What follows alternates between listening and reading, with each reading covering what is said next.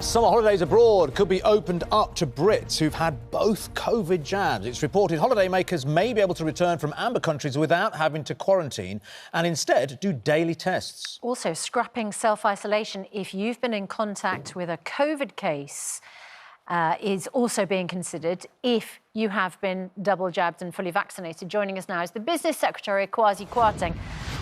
Very good morning to you. I know that you want to talk about the fact that the new National Science Technology Council to be set up.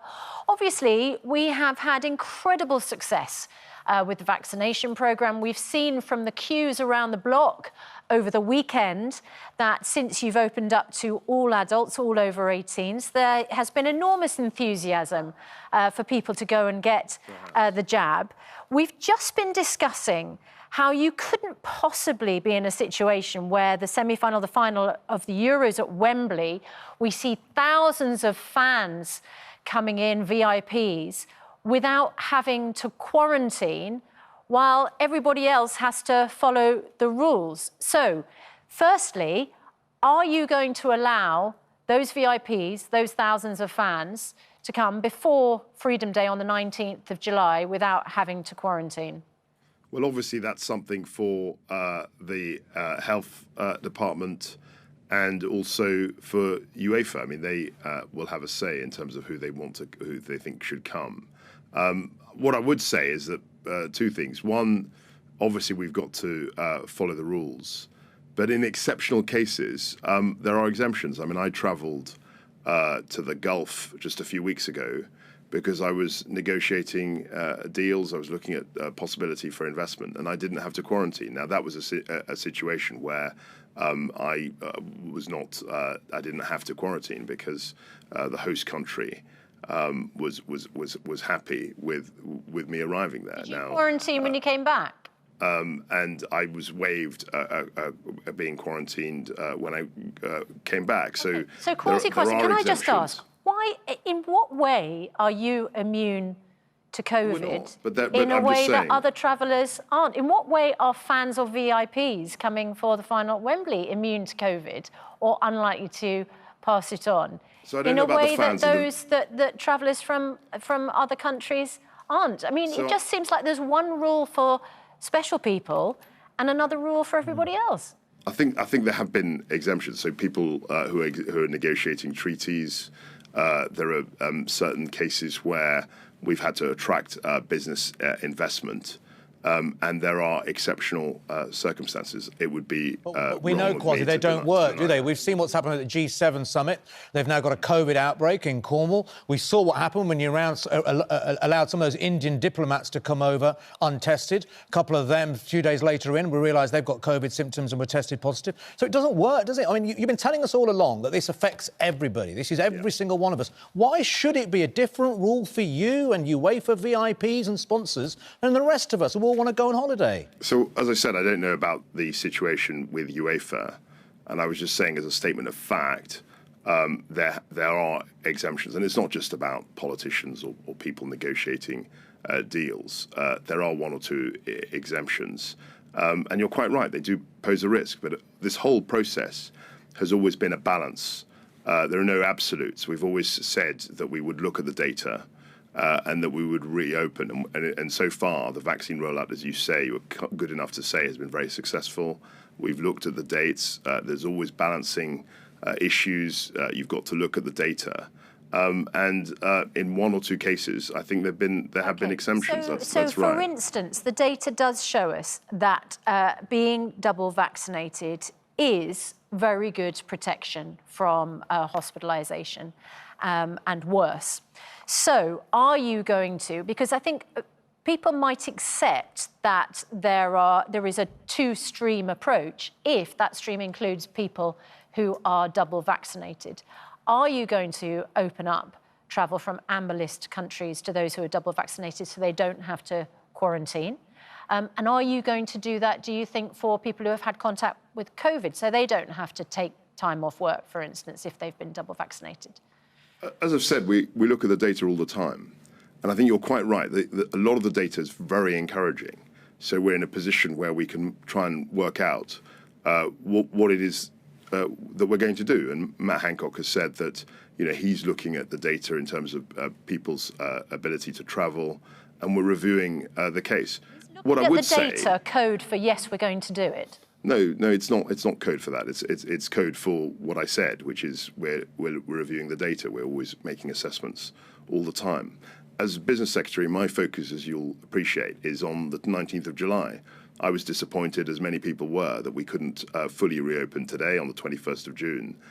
We looked at the data. I think it was a finely balanced decision, and we decided to have a pause in the roadmap. And I'm very, very focused on trying to get us into a position where we can reopen. One of the reasons that we're not opening today, of course, is because we have the Delta variant here. Yeah. And people are astonished that you didn't look at the data early in April, when we knew how bad the situation was in India. The number of cases and the rate of positivity. So here are our own figures. At the point where Bangladesh and Pakistan were put on the red list, India is right there in the middle, 5.1% rate of COVID positivity of travellers.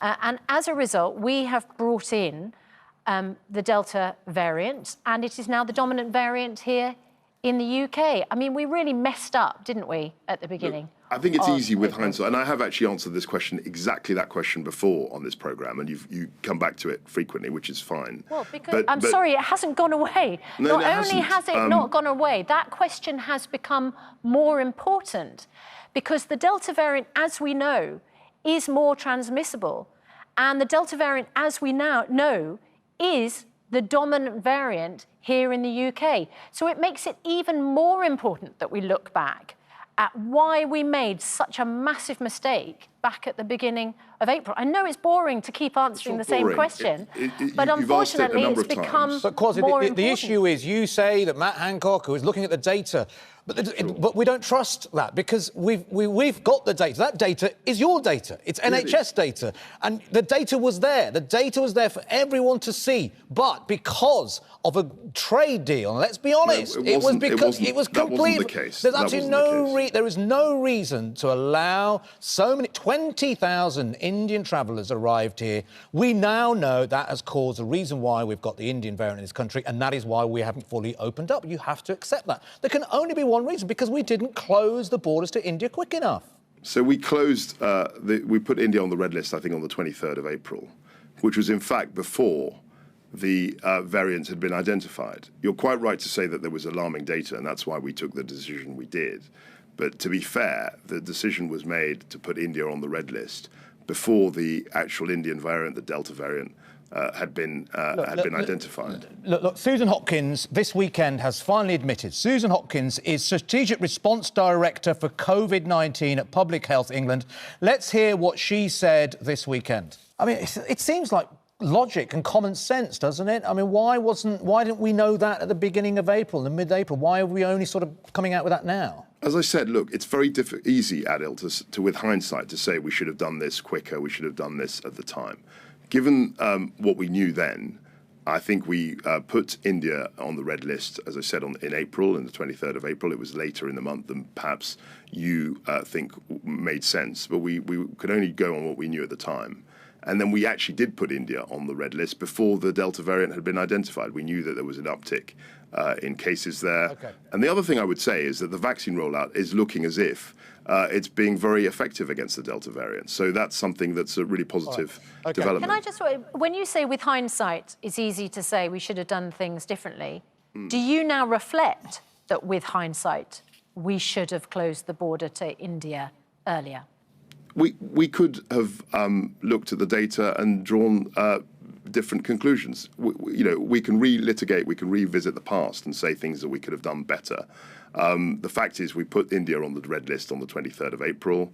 The fact is we got the vaccine rollout, which is very effective against the Delta variant. And my focus at the moment is on trying to reopen effectively on the 19th of July. OK, very quickly, I know you've got to go. Dido Harding is applying for the NHS job. She has said that the NHS needs to be less reliant on foreigners. You and I were both son of immigrants. Yeah. What do you make of that? Does it make? It made me a little bit upset. Were you a bit upset by that? No, I think Dido is a very strong, very capable leader.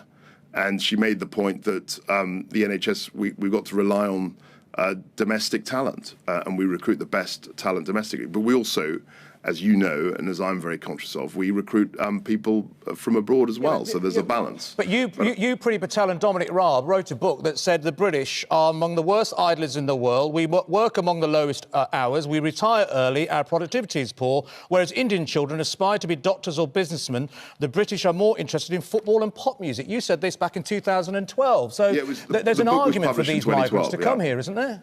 And you remind me of that on a regular basis, which is why wouldn't I? It's your book. I appreciate very much quoting the book. Look, the serious point is that the NHS has always relied a lot on very talented people from outside the UK.